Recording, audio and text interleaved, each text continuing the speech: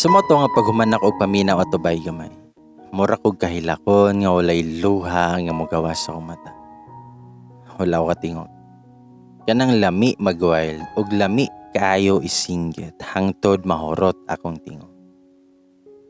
Ang convo sa voice record dili man tanan detalyado, pero ang dungog kay nako nga gipustahan ra daay ko nila siyahang mga kabarad. Ang premyo daw kay laptop.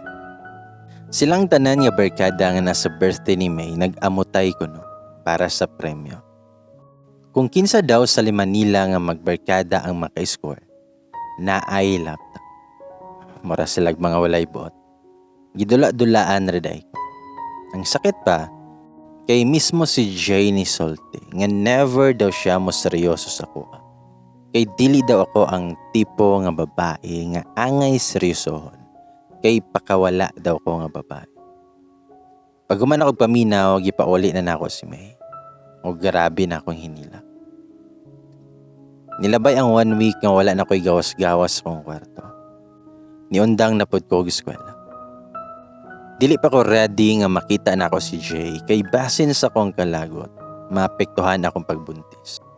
Kay dili na ko madawat tanan akong nadungog. Sakit man di ay labi na ang lalaki nga giantusan nimo nga makuha.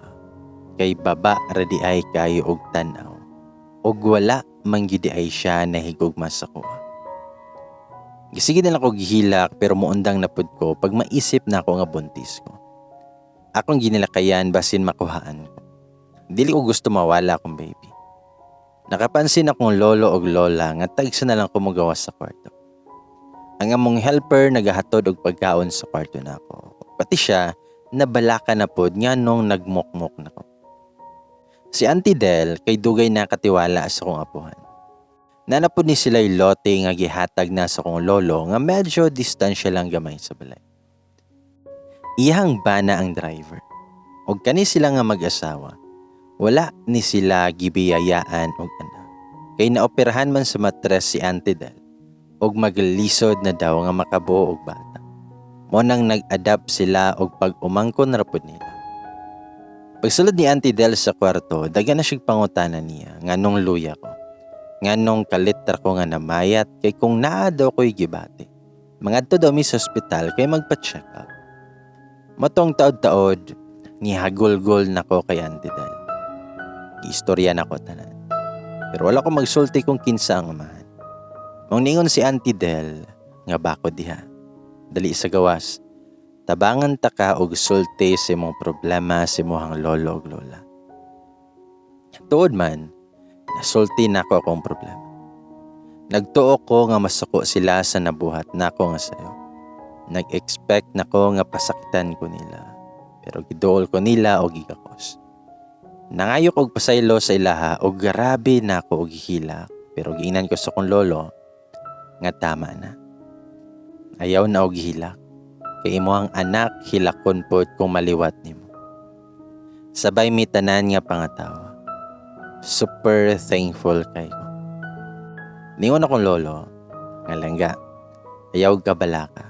Ato anong padakon imo ang anak. Ato anong panggaon og taman. Ug kung dili pa ka ready mo silti kung kinsa nga mahal. Irespeto sa nana mo. Pero bagmunda ko ang bata, karapatan po niya nga makaila iyahang amahan. Sa mga to nga gina-ignore na jud nako ang tawag ni Jay. Nawadan ako og gana siya. Sige na kunuhay siya og text nga halos taga-oras. Sige og pangmusta. Concern na daw kayo siya sa kuha ug unsa na daw nahitabo sa kuha. Pero ako ba'y gamay, wala na ko nagpadala na siyahang mga bakak. Ambot ba nga murag mas ang kasuko nako ang nagpatibabaw. Murag wala na nako na feel ang love sa iya. Nikalit na nga nawala og murag nawala na akong respeto siya. Sukad po di ay katong nakabalo si May nga gipustahan na ako. Wala na siya nakitingog siyang igagaw. Dili na daw niya ginapansin. Sa mga to nga pag 3 months na sa kontiyan bay gamay, nagdesisyon ako nga magpalayo na.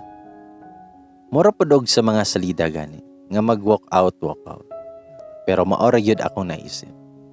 Okay raon ta kung dili mislingan kay walay palayo nga buhaton. Naka-decide ako nga mobalik sa lugar namo. Diin didto ko yan. Gusto ko mo puyo nga layo sa kalagot. Gusto ko nga dili maapektuhan ang akong baby sa sigigila. Dili ko gusto nga maabot ang adlaw nga ako ra ang libakon sa silingan. Kay gigabaan ko. Kay bigaon man. Maong naburusan. Mao kong lolo o lola pud intawon. Dili sila mosugot nga dili sila kauban.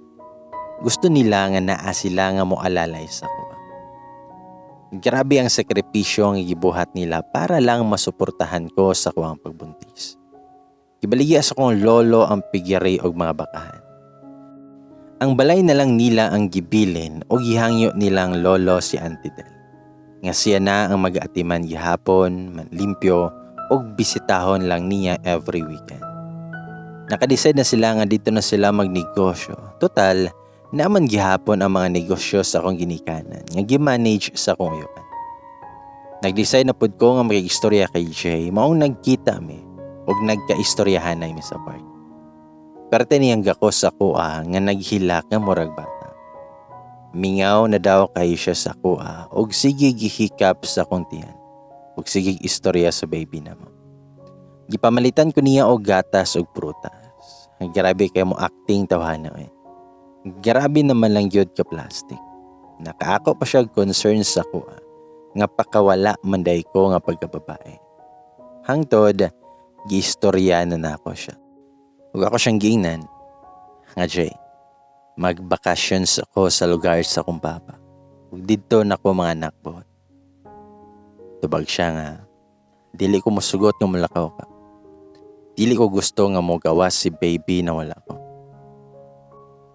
Then mingon ko niya nga, makatabang pod ni para makahuman pod ka sa pag-iskwat. Need man pod ni mo nga mag-concentrate kay pressure na kayo sa imo. Ug isa pa, dili ka gusto ma-disappoint imong parents nimo, diba? Then itubag si Jay, nga dili ko masugot. Walay mo lakaw. Ayaw pagdesisyon nga ikaw lang kay duhata nga moatubang ug mo sakripisyo sa tong problema. Pero ni-smile ako, ug ako siyang gingnan.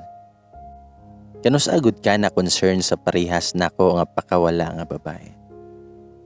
Ayaw na diha og kapritan. Tama ni Jay.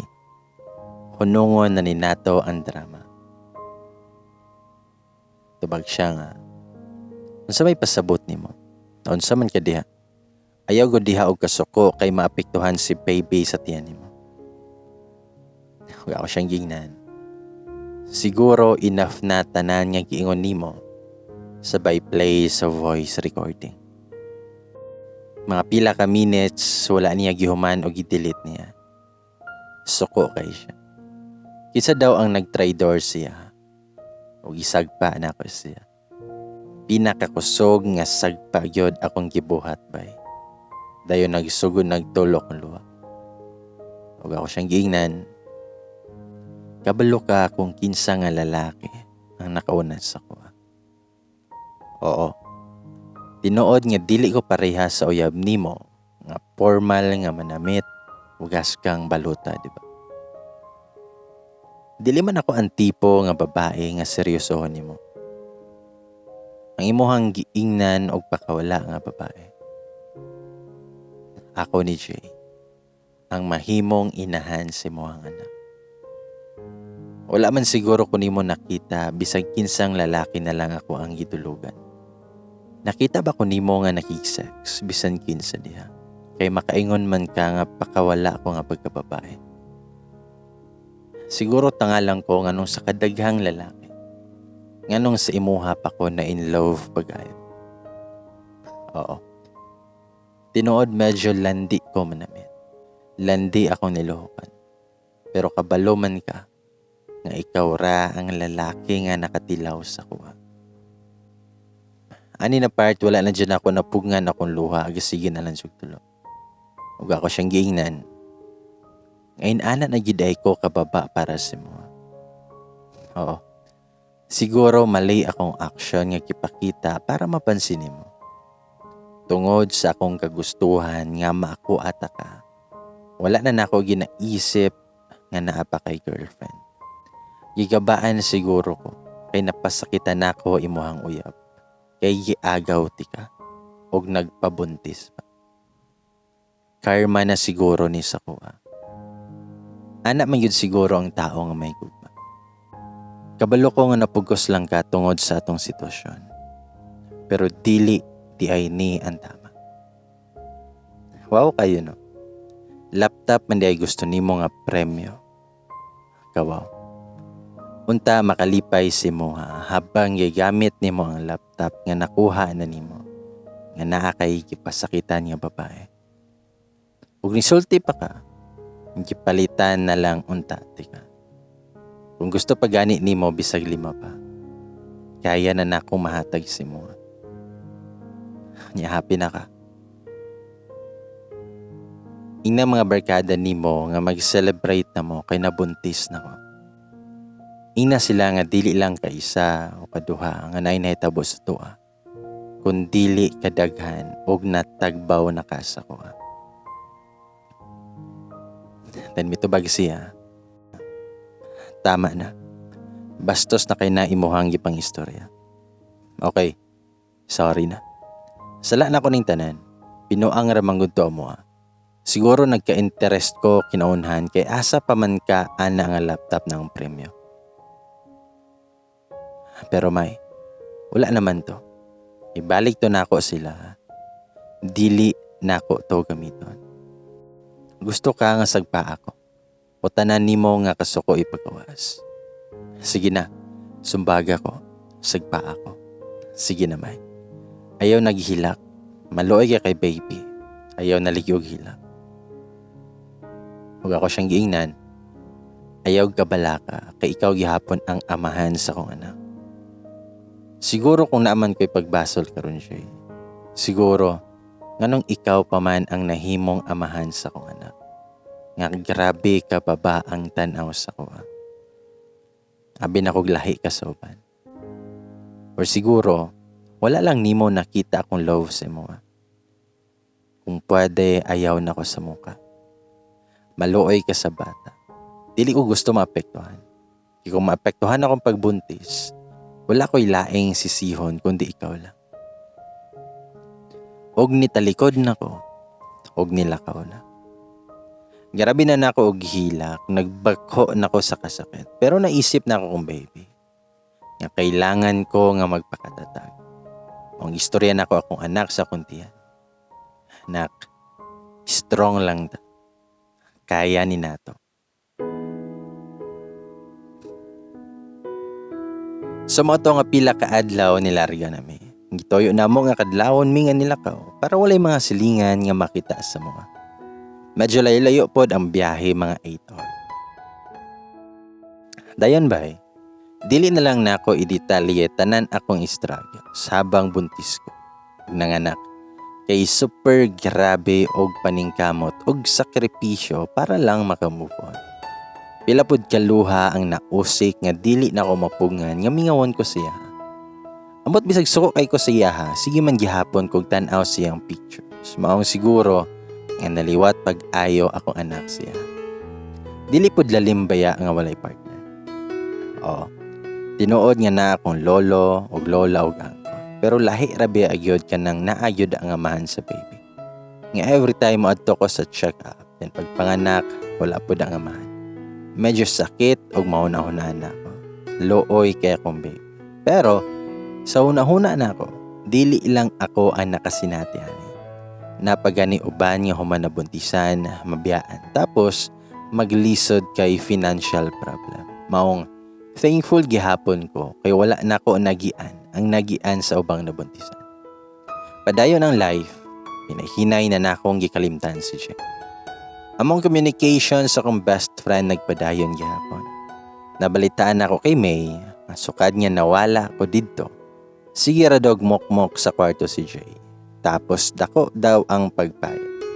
Og nakabalo na po daw ang iyang pamilya nga nakabuntis siya og nagpalayo nako sa ilahang lugar. Nakagraduate na daw po si Jay og nakasulod dayon na daw og trabaho. Naibalan po nako kay May nga nagbakasyon iyang girlfriend. Og giamin daw ni Jay nga nakabuntis siya. Og dawat sa iyang girlfriend ang tanan. Og ipasaylo siya. Pero gipasalig permi ni May sa ako nga bisag unsay mahitabo, dili niya isulti unsa na akong life ug asa dapit akong lugar. Kay halos tagakita na daw nila sa mama ni Jay ug May. Ginahangyo siya nga tabangan sila nga mabisita nila ang bata. Bitaw bay, gusto kay nako nga i-stalk ang FB ni Jay. Dugay na, itong buntis pa ko pero kay gusto naman ko mag-move on, maong naningkamot ko nga wala ko'y makita sa Facebook niya nga mas makapasakit na pod og balik sa ko. Dili na may friends sa Facebook. Wala po na ako naisip nga i-block. Basta naningkamot lang ko nga mawala akong love sa iya.